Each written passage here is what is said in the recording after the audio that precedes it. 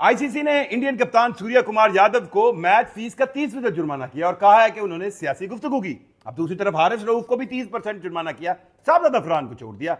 इस पूरे double standard पर आज हम बात करेंगे और क्या इंडिया को सियासत क्रिकेट में लाने का अब पता चल गया और वो खुद की चीखो पुकार करता हुआ आईसीसी के पास गया, ये भी बात करेंगे। मैं हूं जुल्करनैन शेख, 365 डिजिटल पर आपको खुशामदीद कहता हूं।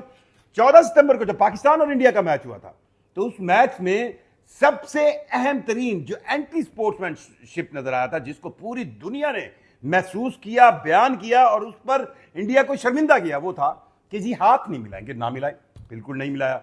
उस चीज को लेकर उस वक्त मैच रेफरी पर तो Pakistan cricket board Andy Pycroft पर जो है उस पर तो उन्होंने आईसीसी को लिखा और उस पर आप और हमें कुछ ना कुछ कार्रवाई नजर आई। लेकिन असल कहानी जो थी उस मैच के अंदर वो ये थी कि जब ये मैच खत्म हुआ, उस मैच के बाद होने वाली पोस्ट मैच प्रेस कॉन्फ्रेंस के अंदर सूर्य कुमार यादव ने सियासी गुफ्तगू की। उन्होंने पहलगाम वाक़े की गुफ्तगू की। उन्होंने इस मैच को डेडिकेट किया फोर्सेस के, अपनी फोर्सेस के नाम, जिसको पाकिस्तान क्रिकेट बोर्ड ने रिपोर्ट किया। लेकिन उस वक्त यह एतराज लाया गया कि ये चंद घंटे डिले रिपोर्ट हुआ है और इसका खुमियाजा पाकिस्तान क्रिकेट बोर्ड के डायरेक्टर इंटरनेशनल क्रिकेट उस्मान वाला को भुगतना पड़ा, उन्हें हटा दिया गया। लेकिन पाकिस्तान क्रिकेट बोर्ड ने एक और ईमेल की कि आप सूर्य कुमार यादव के खिलाफ सियासी तौर पर बयानबाजी पर को काम करें। आईसीसी की कान पर जूं नहीं लगी, कुछ भी नहीं बोले। और फिर मैच आता है 21 सितंबर का। अब 21 सितंबर को अल्लाह भला करे दो बंदों का, शाहजाद अफरान, मैच तो हम हार गए, शाहजाद अफरान और हारिस रऊफ। शाहजाद अफरान ने 50 बनाई, उन्होंने अपने पख्तून अंदाज में बैट को लिया, ठा ठा ठा ठा ये किया। अब वो उनका पख्तून स्टाइल, अब पता नहीं इंडियंस को इस बारे में पता ही नहीं, पर ना पाकिस्तान के अंदर जो हमारी ये बेल्ट है केपीके और ट्राइबल एरिया, वहाँ पर जश्न जो है किसी भी चीज़ का हो तो वो इसी तरह फायरिंग करके मनाते हैं। बल्कि इवन आप साउथ में चले जाएं पंजाब के, वहाँ पर भी इसी तरह जश्न मनाते हैं। सो जो जश्न मनाने का अंदाज था उन्होंने किया। अब ये जश्न का अंदाज पहले भी हुआ, ये भी शाहजाद अफरान ने। क्या आईसीसी के उस पैनल, स्पेशली उस मैच रेफरी रिची रिचर्डसन को क्या बताया, ये तो हम आपको बताएंगे। लेकिन हारिस रऊफ के इशारे, वो जहाज गिरने के और फिर 6-0 के इशारे, ये बड़े चुभे। इस पर चीखें निकली बीसीसीआई की और अब आया बीसीसीआई कि उन्होंने जाकर पाकिस्तान के इन दो प्लेयर्स के खिलाफ आईसीसी को शिकायत लिखी।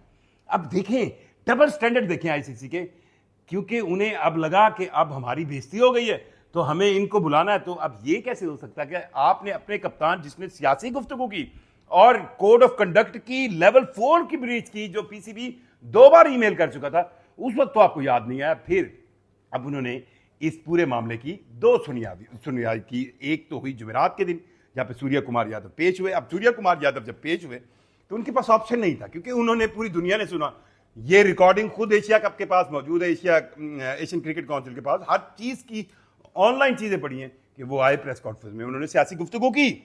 अब उन्होंने जब मैच रेफरी रिची रिचर्डसन के सामने पेश हुए तो उन्होंने इसको तस्लीम किया। अब ये गुफ्तगू तो यहां पर खत्म हुई।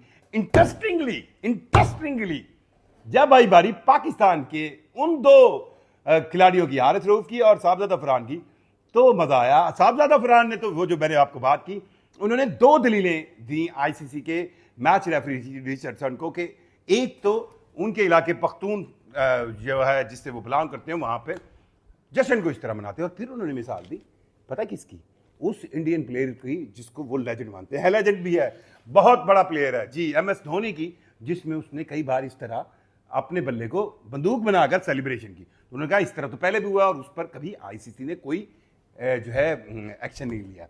और उनकी इस क्लैरिफिकेशन को कहीं ना कहीं मान लिया गया और उन्हें तंबी करके छोड़ दिया गया। अब जो असल तकलीफ थी, असल दर्द था, वो था हारिस रऊफ का। अब हारिस रऊफ से जब पूछा गया तो हारिस रऊफ ने जवाबों में भी, कहते हैं ना, मजा लिया है।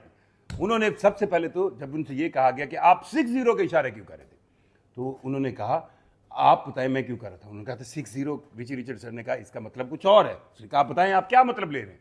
और जब रिची रिचर्डसन चुप रहे तो और थोड़ी देर बाद फिर बोले कि आप अगर क्रिकेट के ग्राउंड में मौजूद हैं तो क्रिकेट के ग्राउंड में 6-0 का मतलब क्या है।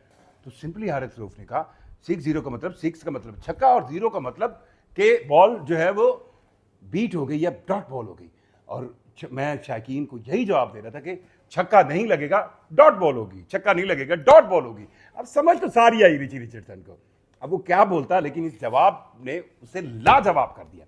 अब जब फैसला आया تو اس کے اندر حارث رؤف کو بھی 30% جرمانہ کر کے کہانی صرف اتنی ہے کہ انڈیا کو پتا ہے کہ اتوار کے روز جب پاکستان کے ساتھ فائنل ہوگا، سیاست انہوں نے اس کھیل کے اندر گھسیڑی تھی، سیاست کو وہ میدان میں لائے تھے، اور اس چیز کو انڈینز بھی کہہ رہے ہیں کہ یار بھائی آپ نے کتنا برا کام کیا ہے۔